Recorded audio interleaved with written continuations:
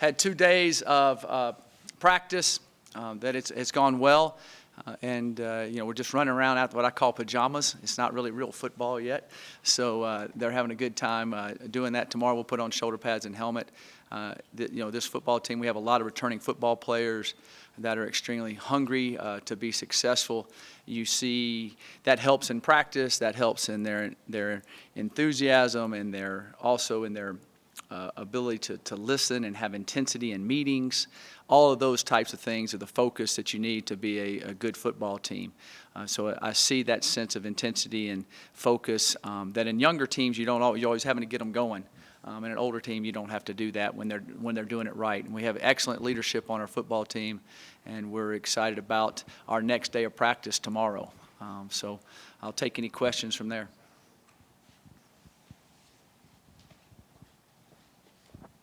Coach, I know Cepho was medically cleared in June. Was there any point before that where you started becoming confident that he was going to be good to go this fall? Well, there's always, I talk to the trainers, I would say every day about all our guys, but Cepho was always on the list. He was making all the benchmarks of how that progresses. Going through this is the 7th one I've gone through as a head coach. It's funny, I don't remember ever a Liz Frank back when I played or any other time. It's kind of a new injury type, so to speak, in a way. Maybe it was just a broken foot then. They didn't know exactly how to fix it correctly. But everybody that I've dealt with, they've all had different scenarios. But the good thing about it, he had 1 pin go in. It was a clean break. When you have 2 pins or so in there, I've had problems with those guys being able to get back on time. But he's made all his benchmarks. He's done everything he's asked. He even trimmed down some more as far as lost a little body weight, gained a little more muscle. So he took advantage of the situation. So he's going in great strides. We have no issues so far. I don't even know if that's wood, but I need to knock on wood for sure.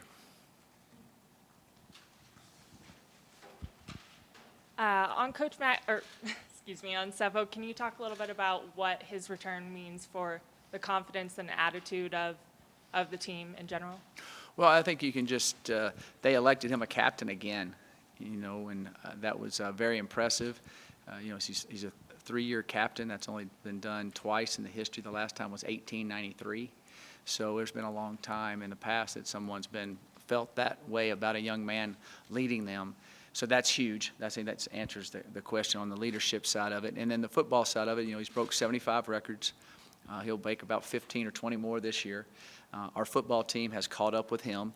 As the quarterback and the head coach, you always take the brunt of everything, and then you always take all the good things too, the accolades, which all the accolades aren't really yours, and all the brunt of it's not really yours. And so I think that at the quarterback position, being a young man that's kind of carried everybody on his shoulders and always battled and be very, very physical player. He's extremely mentally tough too, that the guys respect him, and I look for him to have an excellent year. His sophomore year, he threw the ball well. Last year, he was running the ball really well. He had hurt his shoulder where he couldn't really throw during the week, so that threw off his accuracy, even though he's the most accurate passer in the history of this school. I think that this year he'll put it all together and have a phenomenal year and walk out of here as where he should with what he's earned and with victories that he needs to get, and I'm excited to see him do it.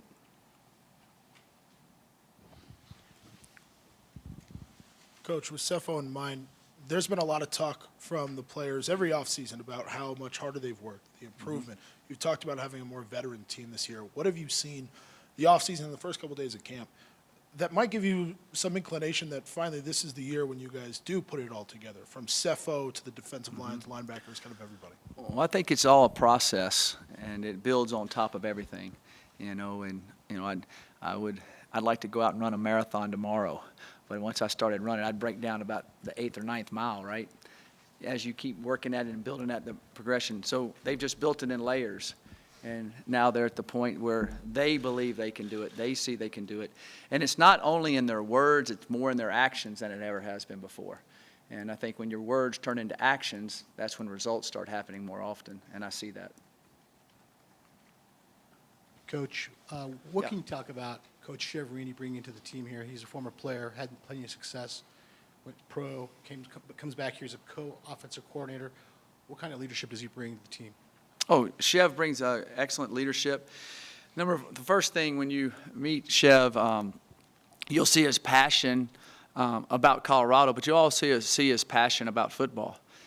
Football is, the old saying, but it was extremely important to him as a young man, and kind of it has given him the opportunities to be successful that he has, playing pro football, now making a living coaching it.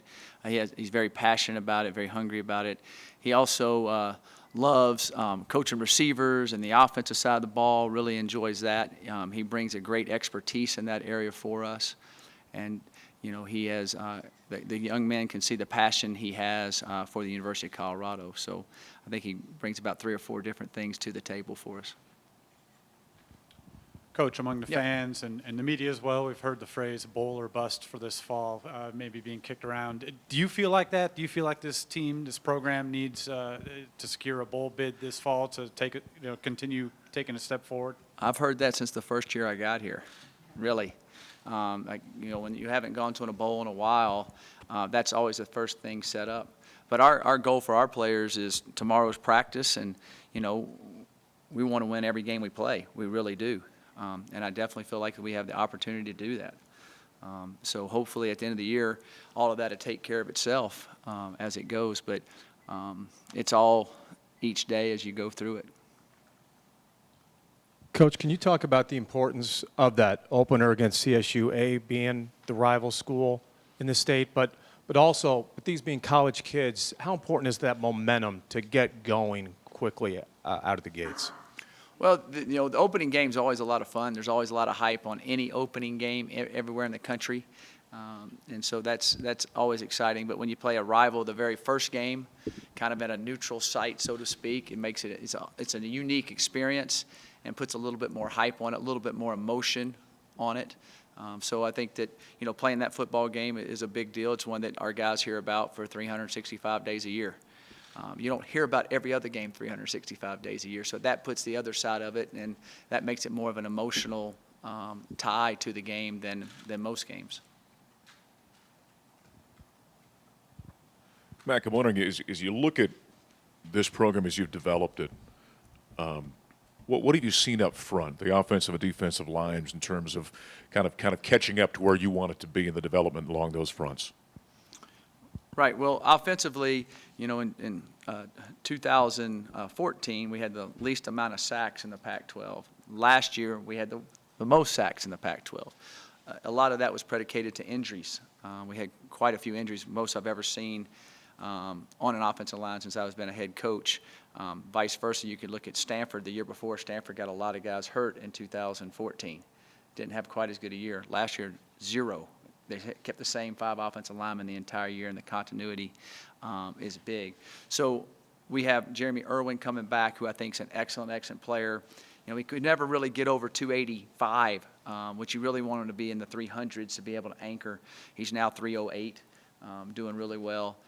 We have all the other guys have started multiple starts, which is good for us. They've all gotten stronger.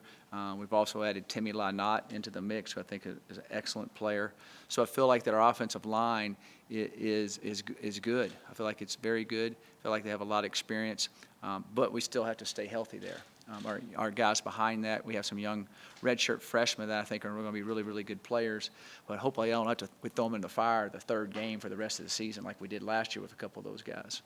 So I think that the offensive line is going to be excellent in that category with the first 7 guys. Defensively, I think that we are big, strong, physical, and tough. I think that when we line up, we're too deep in the front there that I think are excellent.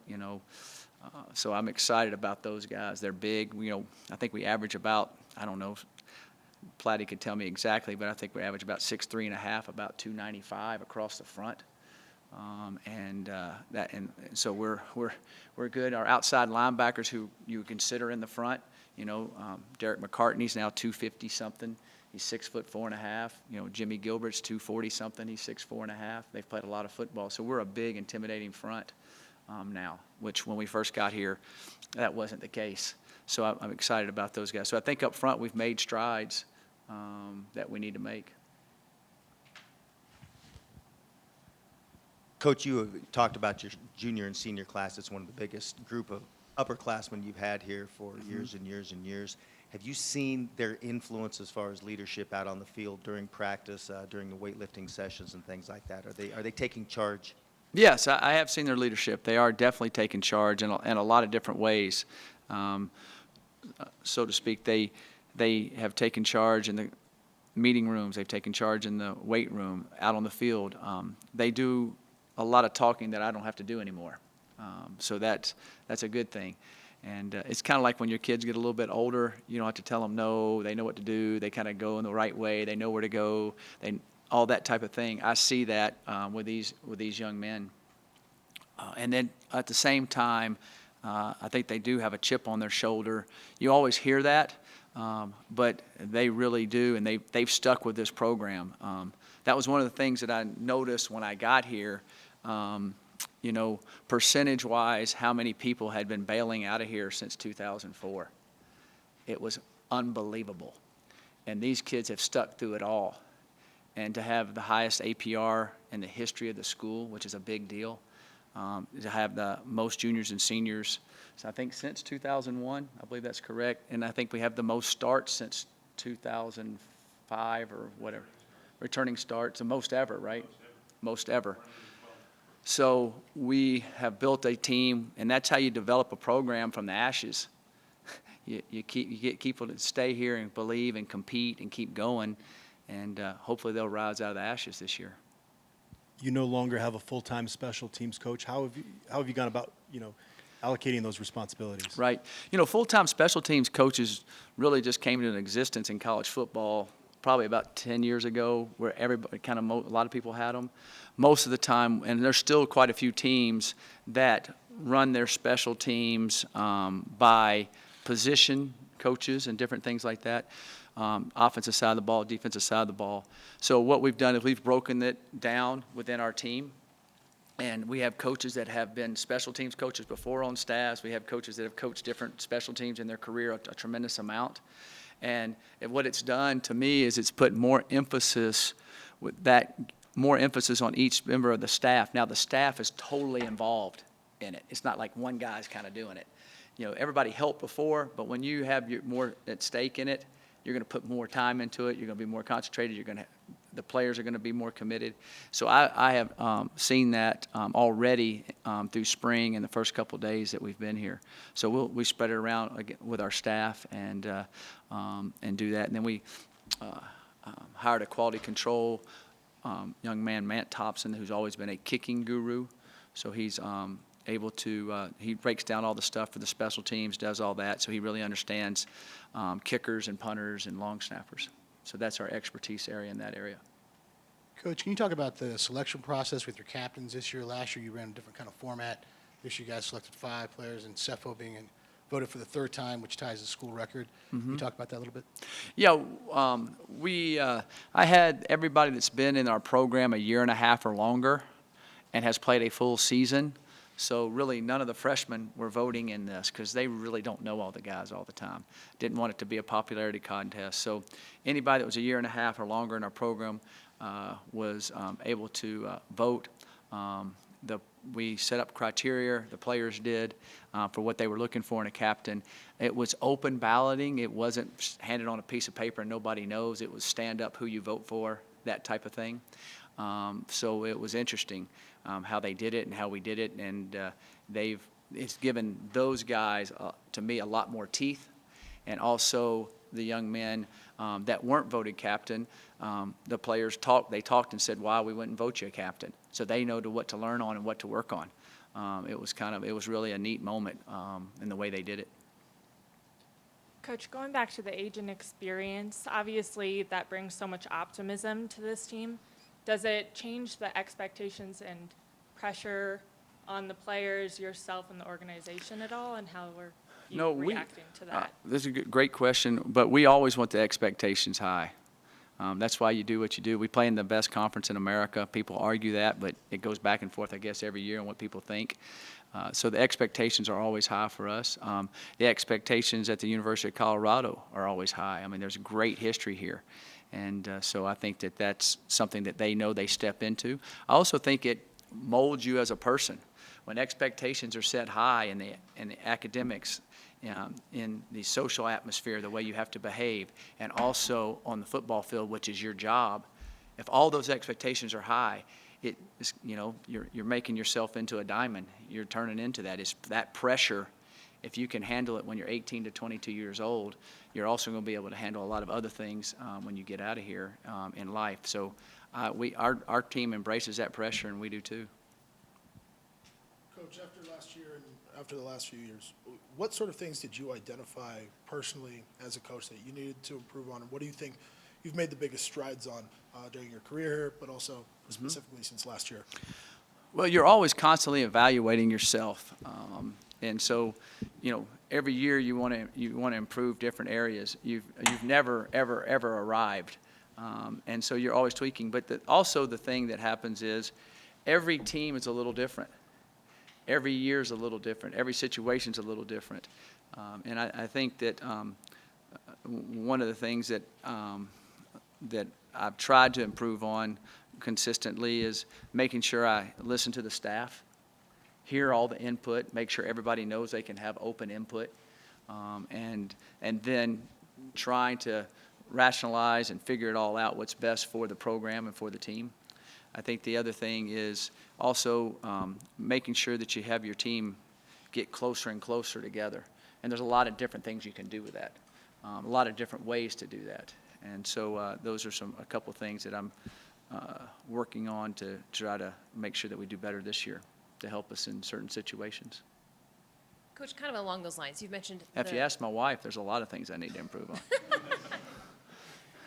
You mentioned kind of the maturation, the growth of this group. They're also a group that's been so close to winning so many times. How do you kind of manage that pressure and expectations as a coach? Have you changed how you talk to them? Have you increased kind of that pressure a little bit in terms of, okay, you've been growing them from these ashes. Has that changed at all in this last year, this offseason? Yes, it has, but I'm not going to tell you all the things I tell them.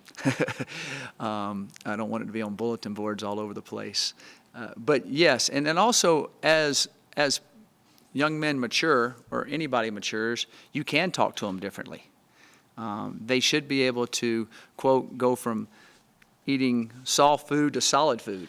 And so the way you talk to them, the way you challenge them, the way they should challenge each other, and the things that you demand out of them are a higher stake. And so when you see them reach those demands and reach that level, you can go to the next level. But if they don't reach that level, then you can't go to the next level. And that's what I've seen these guys be able to do. And they're excited about the year. They definitely believe they can do certain things. Now, like I said, you've got to turn words into action, and that's what they want to do. You spoke to the talent of this conference, and obviously the offenses in this conference are some of the most explosive in the country. Given that, how important is the leader you have in your defensive backfield in Cheeto and what he brings to the table? Yeah, our defense, made a big jump last year, which I thought they would, because we had a lot of guys coming back. And now we have all those same guys coming back, and we're adding Josh Tupou to the mix and Addison Gillum back into the mix. Can only play 2 games. I expect us to be really good on defense. And, Cheeto's a guy that is definitely a leader on defense. He's what you would call a true playmaker. And what we'll do with Cheeto is there'll be games you'll see him at certain spots, and be games you go, wow, where is he over here? And during the game you'll see him. It's funny, people come up to me all the time and say, golly, he's all over the field. Well, yeah, he is. We put him all over the field, and then he's also has the ability to make plays all over the field. So he's a key ingredient in our defense, and we definitely build things around him or how we're going to play certain teams according to what their strengths are, where we put Cheeto. Coach, you talked about this team has a chip on its shoulder. Is there an edge to their attitude that maybe hasn't been here the last couple of years, that they're sick and tired, or however you phrase it? I sure hope so. That's what I see. But we need to see it on the Saturdays when we show up. But I definitely, that's in their mindset for sure. Yes. Good morning, Coach. Good morning. You talked about most ever returning starters. Can you speak to the depth in key position players on offense and defense? If somebody goes down, are you confident you got depth in there to step in and step up? Right. Well, we have on offense, I think we have good depth at running back. On the offensive line, like I said, I think we've got 7 guys that have been through the battle that can do it. We have other young guys that I think are very talented and ready to go. They just hasn't been thrown out there in front of everybody yet. So I feel good about that depth in that area. Receiver, I believe we have good depth at receiver. We have a lot of guys that have played a lot of ball there and made plays. And so on that side of it. On defense, I think our defensive front, there's been quite a few guys on the defensive front that have started and played a lot, and their backups. So we feel good in there. Our linebacker, we have the 3 returning tacklers, 3 years in a row. They're all back. So there's depth in that area. We also have Ryan Severson, who's an excellent player who plays special teams, he can play either spot at the linebacker spot, so that gives you, I think, a good 2 deep that have played a lot of football. And then in our defensive backfield, we're able to move guys around, but we have quite a few guys that have played, from Tedrick and Ryan Moeller and Akello and Cheeto and Isaiah Oliver, and you can just Afalabi, we can kind of keep mixing them. So we'll need a couple young DBs to step up in there for special teams, and also if anybody goes down. But I feel feel good in that area. Our field goal kicker's back, and he was kicking well last year. He had a little problem on the left hash. He knows that. We know that. We feel like we definitely fixed it. He's had a excellent first 2 days and looks good. Our punter's back as a sophomore, so I thought he kept improving as the year went on. Last year, he has a very powerful leg. So I think the depth-wise there. At quarterback, Cepho, and then behind Cepho, we have Stephen Montez and Jordan Gerke that are battling for the backup spot. Stephen had a phenomenal spring. I think he has a huge upside. We just need to see if he carries that on through fall camp because he's big and athletic. And so if he can keep moving on, if something happened to Cepho, if Montez or Gerke, we'll see which one's there for that. Mag, it was 2-3 years ago. We were, Paul Richardson leaves. Yep. Now, boy, how do you fill his shoes? And then, of course, you found a pretty good one there the last couple of years. Yeah. So I'm wondering, is there a guy in that receiver core at this point in time that you say looks like he's kind of in that Nelson Spruce situation where he can elevate his game and kind of become a go-to guy in the Pac-12? Yeah, the guy I think that has done it in the games out here and has kept improving his body and working effort and would be Shea Fields. Shea Fields is an excellent player. Just need him to stay healthy. And last year he was having a great year, and he had hurt the ankle on that long 78-yard touchdown pass he made against Arizona. So Shea Fields will be a guy that I think could step up and be a top echelon Pac-12 wide receiver. Is there a specific area or position of the game where you guys feel you need to improve this year? Well, every area. you want to improve in every area because if you focus too much on one area, then another area lets down, so to speak. The area offensively that we weren't as good in last year as we were the year before, percentage-wise, was our ability to score touchdowns inside the 20. We had some big plays. We had some, did some different things. If we will get back to the same rate we were at in 2014, which I think we were around 64% or so, then the way our offense was moving the ball will radically change the scoring difference. And so to me, that area of scoring more touchdowns and then our field goal kicker being a little bit higher percentage field goal in that area will make a huge difference in our team. So that's where I'd see an area. And since yesterday was our first practice, the first day, usually don't do that. We went straight to the red zone and just keep working and keep getting comfortable there, keep doing that.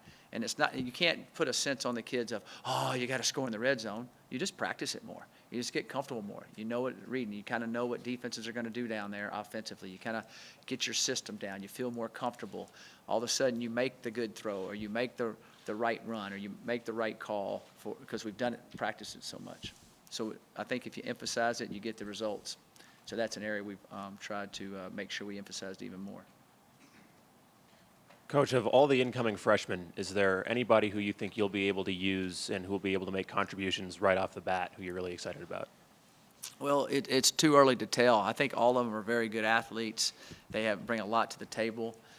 So we've been 2 days. You really don't know till they get in pads, out there a few days, and there's these big men hitting them and beating on them. You know, how are they going to handle all that? Some guys are able to handle it quicker. Some guys need a red shirt, and then all of a sudden they pass up the guys that played earlier. It's all a process, but it's too early for me to say that. I won't be able to tell you that till the week we're getting ready to play Colorado State, really, after we've kind of gone through a couple scrimmages and seen how it all unfolds. Mac, you were talking about the upperclassmen, and obviously that Right. kind of helps the learning curve. But I'm wondering, if you've got a fourth-year starting quarterback like Cepho, who's seen it, done it, you guys have done everything with him, how much more accelerated or how much more pressure or responsibility can you put on him from an offensive standpoint? Wow, he can handle a lot. The thing that he has gotten really good at in games is being able to change plays, see things, understand what's going on. And you can tell him something right on the sidelines. You can even tell him something in a series. Hey, you know, look for this, and he can get it. When you're a young player, all you're trying to do is get the snap, get it handed off, get it thrown to the right guy. You don't see the whole picture, so you're kind of tunnel vision. Now he can see everything. So we're able to do that with him during our course of a game, during the course of a series. He'll even know if we call something. We'll have talked about it during the week. Hey, if we call this, this is what they're doing now. We're seeing it. And he knows, okay, wow, that's why we're calling it. I got it now. So things like that you're able to do. If you were in the pros, you could just tell them in the headset. And they would, hey, here's where we go. They're doing what we talked about. So it's hard to do that as much in college because you're going, you don't have anything to talk to them with. It's all by signals. And so sometimes you can call them over in between a play and tell them. But he's able to handle a lot, and we expect him to. And he does too. I don't think you can really overload him, so to speak. Is that a hook? Is that a hook? Any other questions? I'll throw out an obvious one. And going back to Cepho a little bit, Yep. I saw he was talking about this the other day about end of games making plays as compared to making mistakes or not making a play. How do you help a quarterback in those tight situations in the fourth quarter in a red zone? Well, number one, we practice it quite a bit. Number two, the players around him got to make some plays. And number three, he just needs to stay within himself. Not try to go, I got to make this. I've got to just stay within what's happening, give what they take, and take what they give you, and play ball. So, you know, it's kind of like, to me, the three-point shooter that says, I got to make the three-point shot. He'll just, if he's just playing in the flow of it, it's in the system, and boom, he's open, and it goes. So I think it's the same way with him. Just get him in the flow, let him play, and let him realize he doesn't have to make the play to win the game. Okay? It will naturally happen within the offense. It might be his play to make. It might be a handoff to a running back. It might be a block that the left tackle makes picking up a blitz, and he's able to get it off. All of that goes together. So they all need to realize that every person's important in that situation. Everybody under pressure has to perform, not just one guy. So I think he understands that, but you don't nitpick with him on it. You just set it all up, put him in the best situations to go, and he'll make more of his share than he won't. Anyone else? Any other questions? And I'll ask the obvious one. I've been here 33 years. Cannot recall having upwards of 15 commitments this early. Could you speak to as to why, in particular, what effects in your first full recruiting cycle the facility has had on that? Okay. Of course, I can't mention any names. You're trying to trap me, Dave. So, yeah, I think it's been a process. You know, we've been out there recruiting for, you know, we've been out for basically 3.5 years recruiting. So we have really 3 full classes in, 3.5 full classes, so to speak, because everything was halfway done when I got here. We just kind of scraped it up the first year. We got some good players that last spring, though, that last part. In 2.5 weeks of recruiting, we got a few good players that y'all have talked about in here that are pretty special guys. But I think the thing that has helped us the most is we revamped our recruiting office. And when I first got here, they didn't have that. We didn't have the resources for it. It's what I wanted to do. And Rick and I talked about it in depth about 22 months ago. And he got the resources. He went out and raised it. He's a phenomenal fundraiser. He tremendously backs us and what we do. He understands it. He gets it. And so when we revamped that and we went from 1 person in our recruiting office to 7, makes a big difference. And then our coaches have done a great job. The other side of it is when the young men get here on this campus and they see this facility along with the most beautiful campus in America, it's not me just saying that, it's been voted that a bunch of times. When they go down on Pearl Street and see Pearl Street and enjoy all that, I think that that kind of puts the icing on the cake. But when you walk into a $156 million football complex that they've never seen anything like it before, also makes it special. So I think it's a combination of all of it, but I think the process has gone, and that's why you're seeing all of this. And as we have more success on the football field this year, it'll even jump to another level. So I'm excited where we're headed and where we're going, and let's just go have a good season, right? Last chance, any follow-up? Got a couple of one-on-ones for them. Players should be arriving in here in about 5 minutes, so stretch your legs, have some lemonade or tea. All right.